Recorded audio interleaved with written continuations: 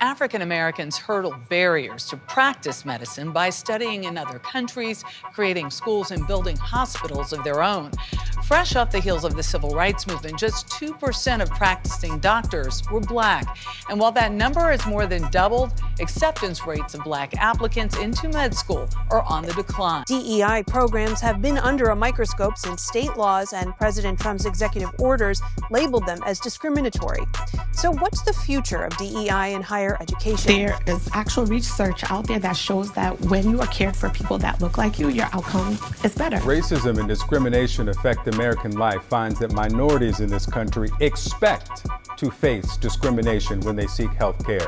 They not only expect it, they prepare for it. With one physician who says demand should drive recruitment. This is The Scene in STEAM with Jade Frederick. Anaya, thank you so much for coming and talking with me today. I know you have a busy MS3 schedule. We were talking earlier, you told me you just got off of OB-GYN. Yes. And starting peds soon. Yes, Okay. tomorrow. And you do so much. You're president of AWS, Association of Women Surgeons, correct? You're a fellow island girl, Trinidad. And you're so good at medical school in general. I feel like my first year, I was like running around chicken without a head sometimes, but I felt like you just kind of breezed through. I think your biggest struggle was like not getting like 10 out of 10 on a quiz. Wow, that's so funny. I feel like looks are deceiving. Yeah? But is that not true? No, I wouldn't say that was my biggest struggle. But you know what? I would say that I feel like I had a chiller vibe in first year than some people. Not biggest struggle, but biggest academic struggle maybe. I did strive for excellence. Yeah. I did put a lot of pressure on myself for 10 out of 10. So yeah, I wasn't necessarily only struggling to pass. I wanted perfection. Okay. Yeah. Well, from what I can see, you reached it. But I did want to ask you, with the drive that you have and with the, success that you attained so far, what was it that kind of drew you to medicine, and then what has thus far kind of steered you towards surgery? Yeah, I think, you mentioned earlier, I'm from Trinidad, and growing up there, I was always really close to my grandparents. I spent a lot of time with my mom and them, in and out of healthcare facilities and trying to get them the resources that they needed.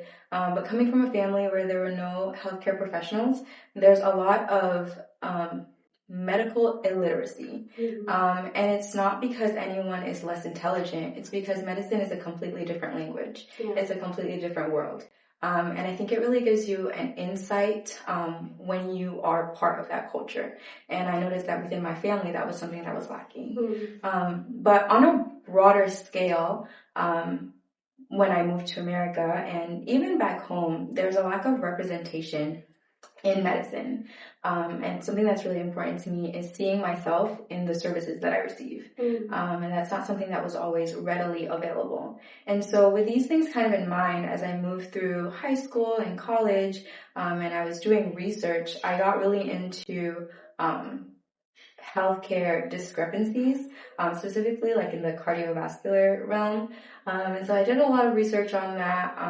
And I just realized that this is something that I felt that God had placed in my heart as my way of service. I always knew that my goal in life was to serve, and I just wasn't sure how. I thought I wanted to serve as a lawyer, but God said, just kidding, no. And I realized that my calling was to enter that medical field and to be that advocate for my family, and not just for my family, but for people who didn't have an advocate. That's amazing. I know, it definitely wasn't an easy road for you getting here, to say the least. And so I commend you for all that you, pushed for and all that you achieved thus far. Is there any advice that you would give to students coming up, either debating into going into surgical specialty or leaning towards the surgical specialties, as far as, especially for the preclinical years, any advice that you would give them? Yeah. I think the first thing I always say to people is have grace for yourself. Understand that your journey is not everyone else's. When I was a first year, A lot of my classmates who were also interested in surgical specialties were like, yeah, I'm doing like 10 research projects and I'm like in like 3 million clubs and I'm acing all my classes and I'm super and you're not. And I was like, wow, that's really bad. I need to up my game. And it kind of gives you this feeling of pressure and the need to, I have to do more, I'm not doing enough. But honestly, life goes better when you take a breath. When you figure out who you are and you cater to that. Give yourself grace to be different. So that's my first piece of advice. In addition to that, I know I just said like, give yourself grace, but also push yourself. Not necessarily solely academically, but to assert yourself in spaces that you wouldn't necessarily. For me, that meant reaching out and meeting with like the chair of the surgery department. Our school fosters an environment where those people are very accessible to us.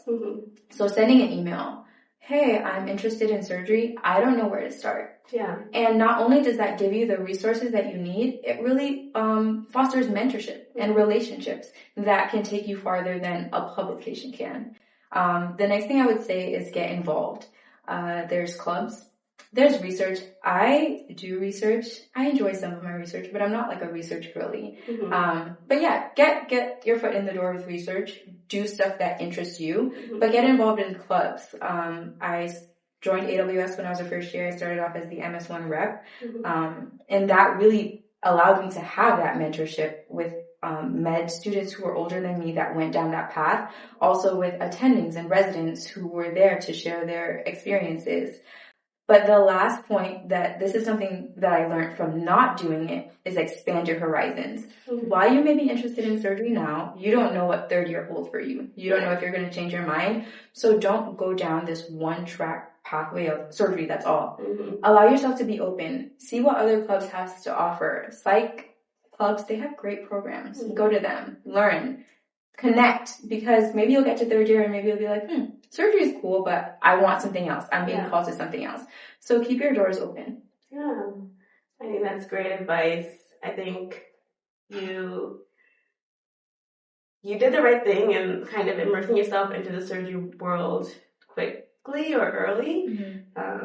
Because I know like if, surgery is a path that, anyone wants to go on, that you need to start early. Yeah. And it's kind of one of the hardest paths that you can pursue. So starting with that and then, being able to pivot later, I think would be a little bit smoother than deciding you want to do surgery at the last semester of third year, which that would be a little hard to pivot. So, I always tell people when I'm talking to them, like preparing for surgery and then deciding to do family med is like a smooth transition. Preparing to do family med and transitioning to surgery is a little more difficult. Right. So I think if you prepare with your biggest goal in mind and then it changes, then you're set. Just always give it your best. Yeah, absolutely. And you said something before about, adjusting to medicine and being a minority in medicine. And there is a lot of emphasis on being a minority in medicine on social media and, the world. Do you feel as if like your experiences as a medical student have been different to those of your peers that are not minorities, or do you feel like that's kind of overemphasized? No, I don't think it's overemphasized. Matter of fact, I think it's underemphasized. I think there are a lot of experiences that are unique to minorities. And I think that without like shedding light on it, then it kind of gets faded into the darkness. And it's not noticed by those who are not minorities. And then those who are minorities feel isolated in their experience. So I think that shedding light on the difficulties and the challenges and even the benefits of being a minority in medicine is extremely important. Yeah, absolutely. Do you, or like, given that like the emphasis on being, a minority in medicine is warranted, being like a Black woman in medicine specifically, what advice would you give to someone kind of navigating that path, or, coming across all these obstacles, supposedly because of their race and gender, and kind of navigating that in the moment? I think it's important to find people that look like you. Find mentorship that looks like you. Mentorship that looks different is beautiful and amazing, and not all my mentors look like me. But having people who know what it's like to go through this journey, facing similar obstacles to me has been extremely beneficial. Not only does it kind of help you know what's going to come, it gives you strength to know that there are other people who stand with me. It gives you a safe space where you can go and regroup and build your confidence to go and enter these spaces where your confidence isn't always upheld. I think that's really important. I think finding strength in God. I'm Christian. I find a lot of strength from my relationship with Jesus.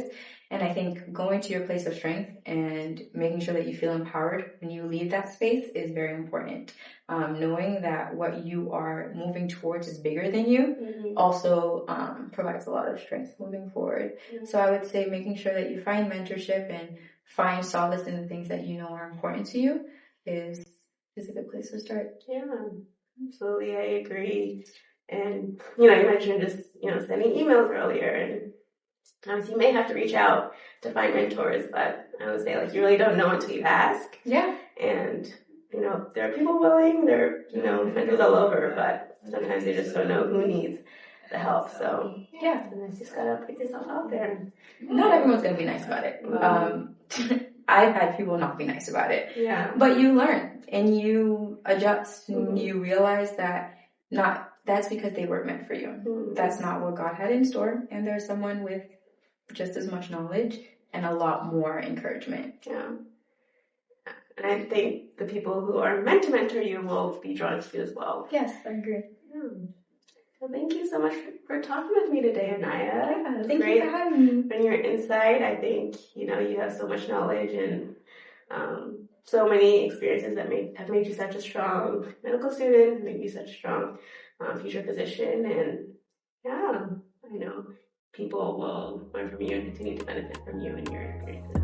Thank you so much for tuning into this episode of The Scene in STEAM. I'm Jade. If you'd like to help out students studying science, technology, engineering, art, and math, please check out the links below. And I hope you can join us for the next episode.